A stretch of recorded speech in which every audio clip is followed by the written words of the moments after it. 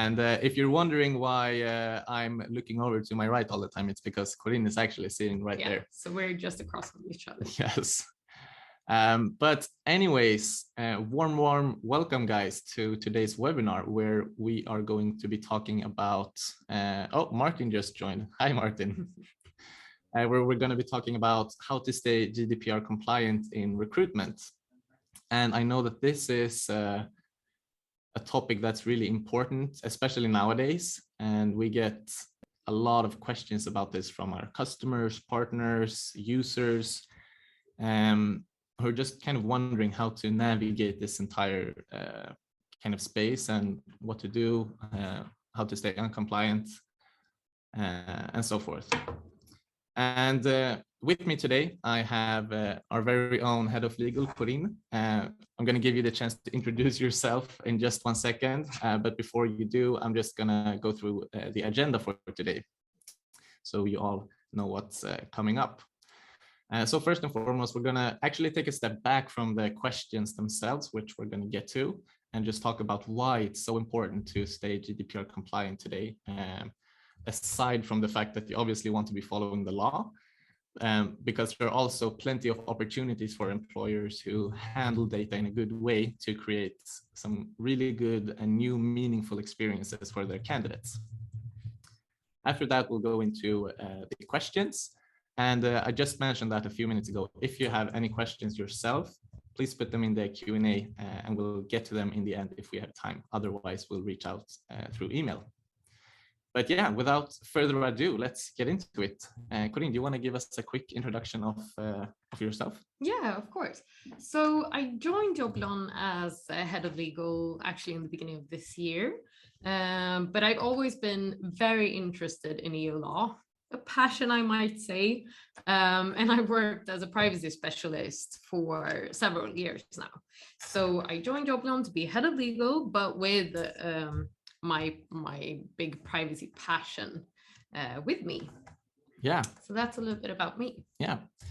And if you listen into any of our previous webinars, you might recognize my face. I'm Kalle from the marketing team. I usually just sit here and listen to the experts and let them do all the good talking. But yeah, really excited to talk with Corinne today about GDPR in recruitment.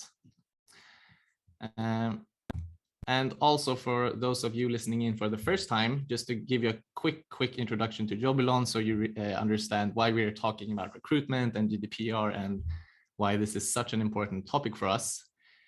We actually work in HR tech. So Jobylon is a modern and user-friendly hiring software that's used by employers all over Europe and the world, really. And I think one of the perks of working with such a diverse set of companies is that we get to talk to many different companies and kind of their legal teams and obviously HR teams, but also tech teams to kind of figure out how we should handle their data in a way that they're comfortable with and is compliant. Because these are companies with rigorous processes for how their data should be handled. So it's very rewarding for us. And I think you would agree, Corinne, for us to work with them as a partner. And it's also one of the big reasons why Corinne actually joined, so that we can be more proactive in our service and in our help when talking to these kinds of customers. Because if we can say one thing about today's world of recruiting, is that the world is becoming increasingly, oh my God, stumbling on the words here, increasingly more digital. It's Friday, it's okay, yeah. You soon have your weekend brain, yeah. And we're spending more and more of our time online. And this means that there is a ton of data on each and every one of us listening in here today about, yeah, just regular information about us as people, but also data about our behaviors and interests and kind of how we navigate different digital arenas. And this data is accessible to every company who are having interactions online. And that, of course, applies to employers and recruiters as well. So, for example, nowadays we have many different tools to measure things such as employee engagement. We can get customized job recommendations based on our previous work history, our interests and behaviors. There are a lot of data stored in different hiring softwares around the world, and Jobylon being one of them, about our candidates. We can get tons of insights on employer branding. You can get insights on your job ads to see what kinds of jobs are actually interesting to candidates, what kind of things should we post in our job ads to attract the type of talent we want to attract. Because the fact is that nobody hands in a CV manual anymore. So there is plenty of information about our candidates out there online that we need to be mindful about how we use. I mean, even LinkedIn knows if you're open to new opportunities. I'm sure maybe like they know it before you are aware of the fact that you need to change jobs. Maybe, just a guess. But yeah, this is why it's so important to kind of keep track of everything, because what this means is that there are great opportunities to create something entirely new in terms of the candidate experience.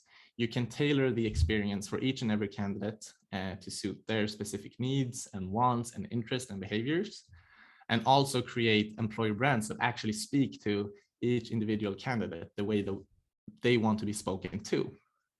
And this is something I think a lot about, like in my role as a marketer. How can we create better experiences for the people we talk to?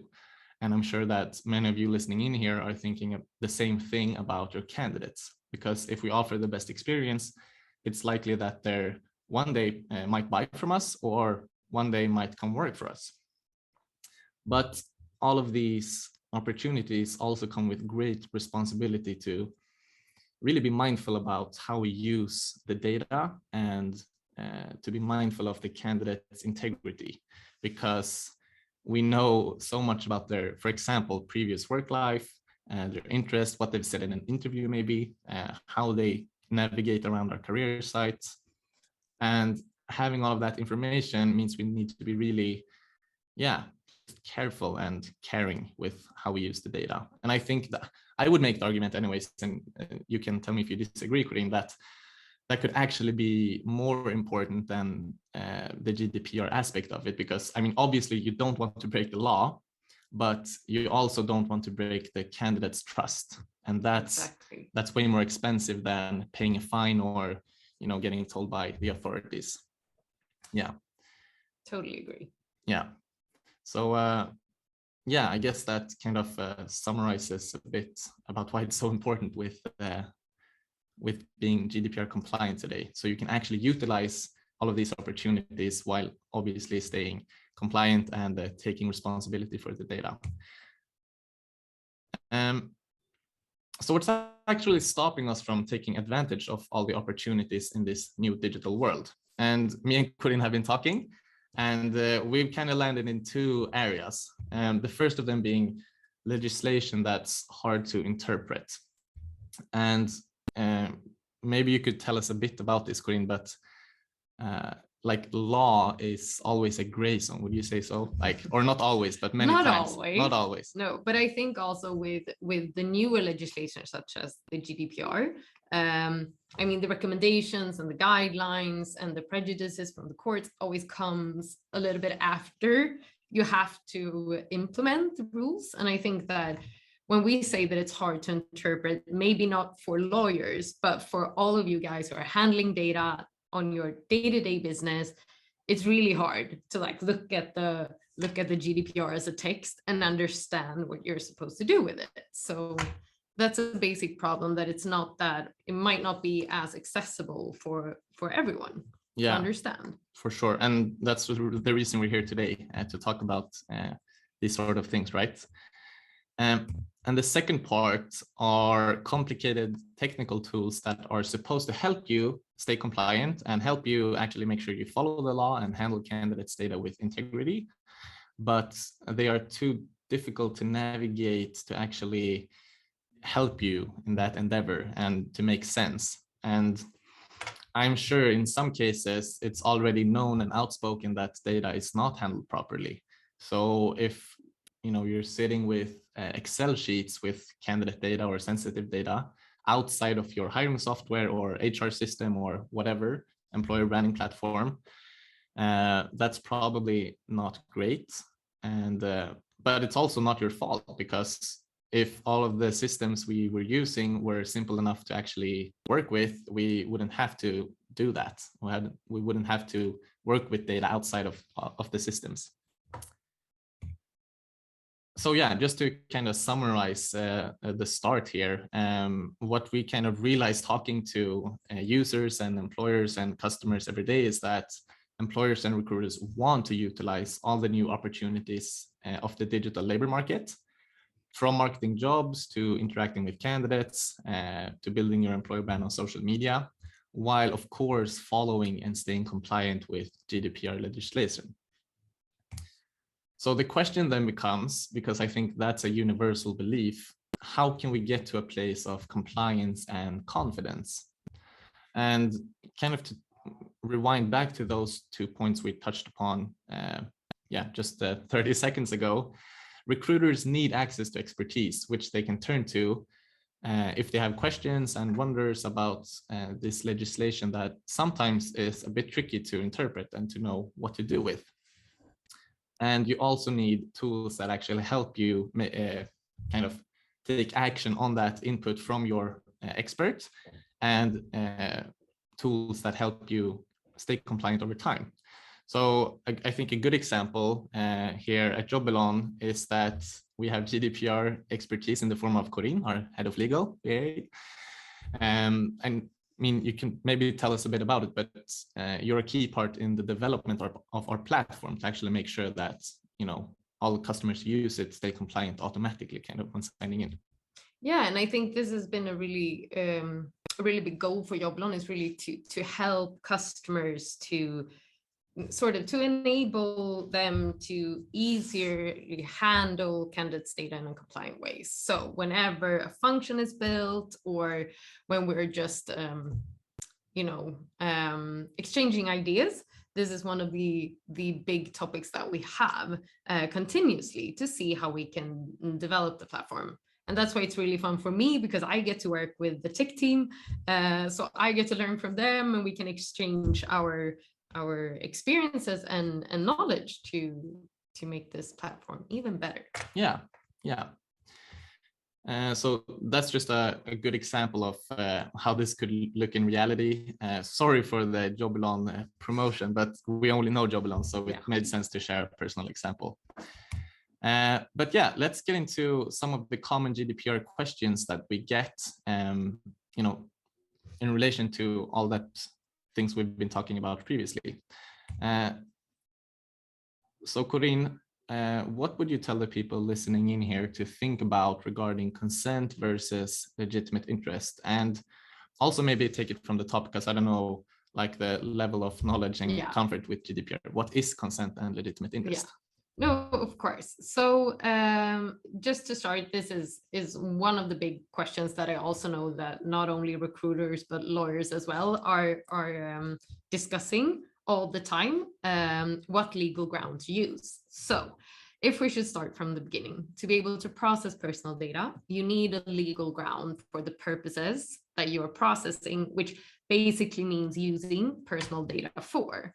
And consent and legitimate interests are two of the legal grounds in the GDPR. And I would say the most commonly used within the recruitment sphere. The difference between these two is that consent requires, for one, an affirmative action from the candidate. So, I mean, the most common example is ticking a box, not having a pre-tick box. It has to be given with regard to specific purpose, and also it has to be voluntarily given. So this means that a consent, it cannot be hidden in a privacy policy.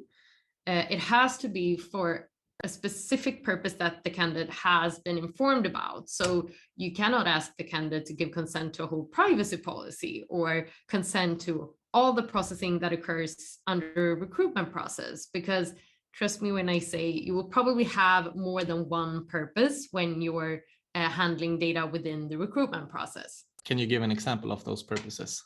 Yeah, for example, I mean, it could be to communicate with the candidate. It could be storing data to for example, for future positions, which we'll talk about later, but it could also be to assess the candidate's suitability for the role at hand. So there can be quite several purposes, and these are just a few.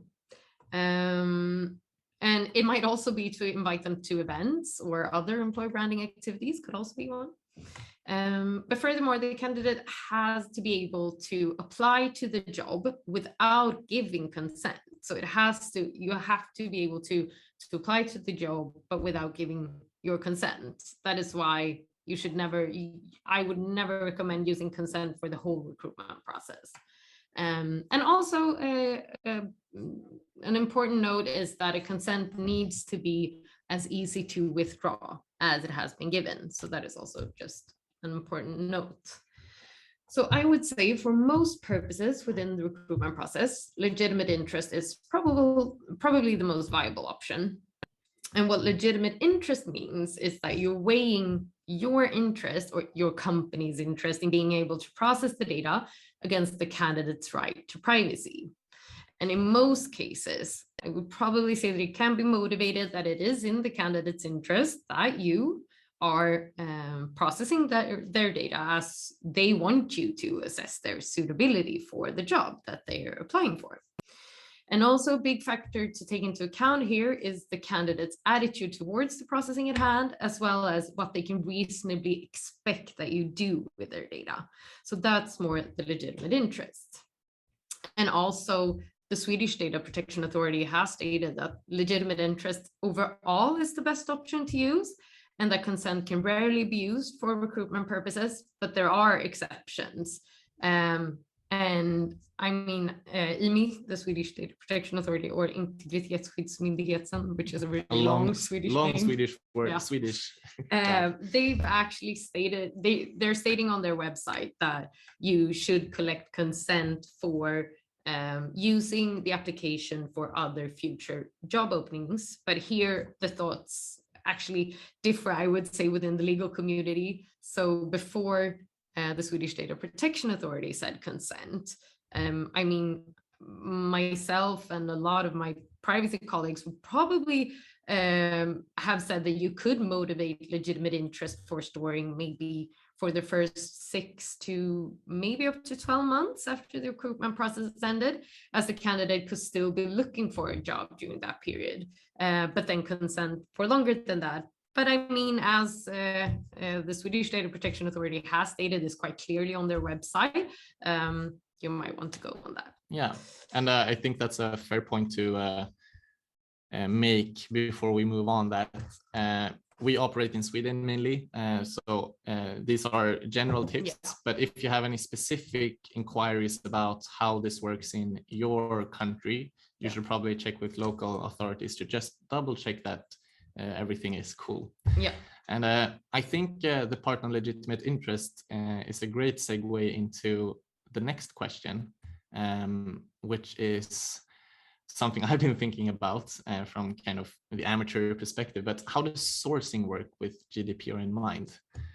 Yeah, do you have any insights on that? Yeah, of course. And again, we can talk a little bit about legal ground. I hope that's of interest to all of you. So with regard to source recruitment, again, the opinions can differ on what legal ground is best to use.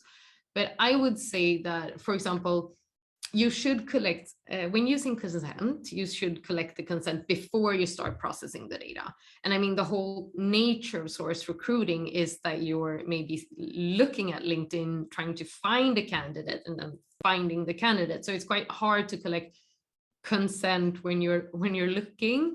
However, then the whole balancing test here really depends on what social media you're looking at, I would say. So from my perspective, I would say it's much easier to motivate that it's in the candidate's interest that you are sourcing on LinkedIn, but not if you're checking Facebook, because Facebook, for me at least, is a much more private social media. And the whole purpose of LinkedIn is that you're being there, maybe not to find a new job, but at least to market yourself in a professional manner. Yeah.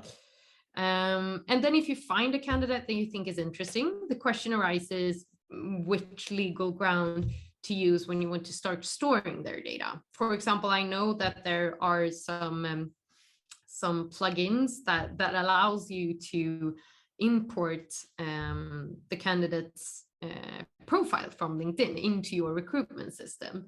And here it really differs depending on which lawyer you ask and the case at hand, I might add. So either you want to collect the consent here for starting to store the candidate's personal data in your recruitment system, but you might also be able to motivate legitimate interest. And when discussing this with other privacy colleagues, I reached the conclusion that you probably could use legitimate interest for importing data, because it might be hard to collect the proper consent via the DM on LinkedIn. However, please note that whenever you collect data from a candidate from another source than themselves, you need to inform them within a month about what you're doing with their data. And also, as I've said earlier, that it's really important, the candidate's approach to the processing at hand is really important, and what they can reasonably expect that you're doing with their data. I would reach out as soon as I can, or maybe when I feel that, okay, now I have an interest for this candidate, I want to store their data, and maybe contact them for a position that I'm looking for people for. I would contact them as soon as possible, tell them that you're interested in them, link to the privacy policy that covers candidate data, and also see if they're interested, because this weighs a lot. If they say that they're not interested and they don't want to be contacted with you, I would not store the data. Then it's really hard to motivate it. But that makes a lot of sense too, and I think this is a great opportunity to actually turn something that could be bothersome into a great employer branding activity. And it's kind of back to that opportunity responsibility spectrum we talked about earlier. If you need to reach out to a candidate to ask for their consent to gather, collect, store their data, you don't have to like make it awkward. Imagine if you actually reached out with a fun message and told them, hey, your profile looks really, really awesome. We have this job that I was thinking you could be a really good candidate for. I would like to collect your information in order to send you more information about the job opportunity and whatever you say. But the fact that you actually reach out shows that you care about the candidate's data and their integrity, and the fact that they might not even be interested in the opportunity. You've considered that. And like, regardless of whether this specific candidate's actually kind of goes into the recruitment process or not, you've shown a human side and a caring side. And if you do this in a nice way, I would say for sure that this is something that will strengthen your employer brand, because nobody else is doing this. No other recruiter is reaching out asking for consent in like a pleasant way. Or not consent, remember, it could be legitimate interest. Could be legitimate interest, yeah. So the GDPR, it's a difference. Yeah. But reaching out and asking to collect candidate data anyways. Yeah. So this is like one of those examples of a touch point where you could actually create something new out of this whole situation while also staying compliant with GDPR. Yeah. Yes. Sorry for no, it's not hijacking your Q&A. Did you have something else to add, or do you want to move on to the final? We can move on. I'm actually looking at the clock, so we just have a couple of minutes left. Oh, yeah, so. Excellent. So yeah, how to work with data deletion, Corinne? What do you say there? Yeah, okay, so this is a really interesting topic, because I think that a lot of people think that there are one right answer when it comes to data deletion, and maybe always wonders, what is everybody else doing? Where can I find the answers to how long I can store candidates' data? But I would say that there's never a straight answer. The rule of thumb is to always be able to clearly motivate the necessity of the data and the purpose for storing and using it. So if let's say, if this can help you, never good or nice to have, always must have. This is, for me at least, I think it's a really good start point. And then I think having removal at the end of the recruitment process as a main rule is also good. But here, I might have to add that you might need the data, and you also might be able to motivate keeping the data for longer, but then for specific purposes. So it's not just like having the data or deleting it. It can also be that you're storing it, but then you're only storing it for that specific purpose. For example, in Sweden, an unsuccessful candidate can make discrimination claims for up to 2 years after the process is ended. So I'm no HR lawyer, but so don't hold me to this, but I know that that's like the main time period, meaning the employer, I would say, has a valid reason to keep the data to defend itself from discrimination claims for up to 2 years. However, then you have to remember that such time period only applies to that specific purpose. So then you can't use the data for other purposes if you haven't been able to find a legal ground and ways to motivate that time period. So another example is that if you've chosen to collect consent for storing the application for future positions, then the retention period should correspond to the length for which the consent can be seen as valid. So, I mean, if a candidate gives consent, okay, so now we have to finish up. It's probably because they're still looking for a job. But then you have to think, how probable is it that they would still be interested in maybe 5 or 10 years? Yeah. So that's yeah. Excellent. And this is, we can talk about this forever. I mean, there's so much to cover. These are only 3 of the most common questions too. Like there are tons of other questions. So if you have any, let us know afterwards and we'll make sure to give our best answer. But moving on to kind of summarize the points we've been talking about before we wrap up. Do you want to take us away on the first one, Corinne? Yeah, of course. So as I think you've noticed throughout this webinar, legitimate interest is, and this is from a Swedish perspective, at least, I would say as main rule, the best legal ground when it comes to recruitment. But then there are exceptions that you need to think about. Yeah, and if you have any questions, you can always turn to like your legal team or the local authorities to make sure that you're compliant in the right way. And the second point is that you can actually be creative when asking for consent or for, or collecting data. And this is a great illustration of the opportunity versus responsibility spectrum. Yeah. It doesn't have to be dull. It doesn't have to be weird. It doesn't have to be super weird. Formal. Yeah, super formal even. You can make it fun. And if you do that, you will for sure make it memorable for the candidate. And that is something that helps the candidate experience. And I should just, just side note there, that it's really, you can really be creative and just be mindful that the only important thing is that the specific purpose is really clear for the candidate when they're consenting. Excellent. Do you want to wrap it up? Yeah, you've done good. Of course. Yeah, okay. So then this one I just said, but when it comes to data retention and data deletion, think must have, never nice to have. And remember to only store for specific purposes. So for example, for future positions or discrimination claims, or them both. Excellent. Depending on how you've chosen to do it. Yeah, great. And I see it's actually 10:30 right now. I see we got a question, which we're going to get to. Thank you, Els, for reaching out in the Q&A chat. I know all of you guys are super busy, so if you have to leave, do so. I hope you have a wonderful Friday and a great weekend ahead. Yeah. This webinar is going to be summarized. We're going to put it out on YouTube. I'll send all of you guys the link afterwards so you can check it out again.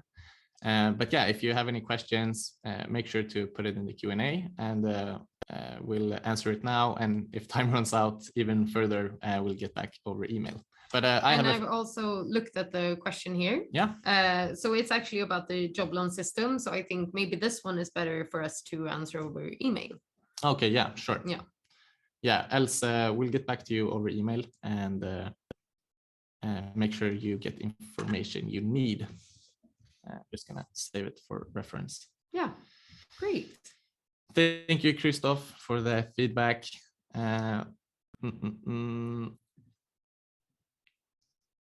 Thank you, Morten. Happy to hear. Thank you, Els.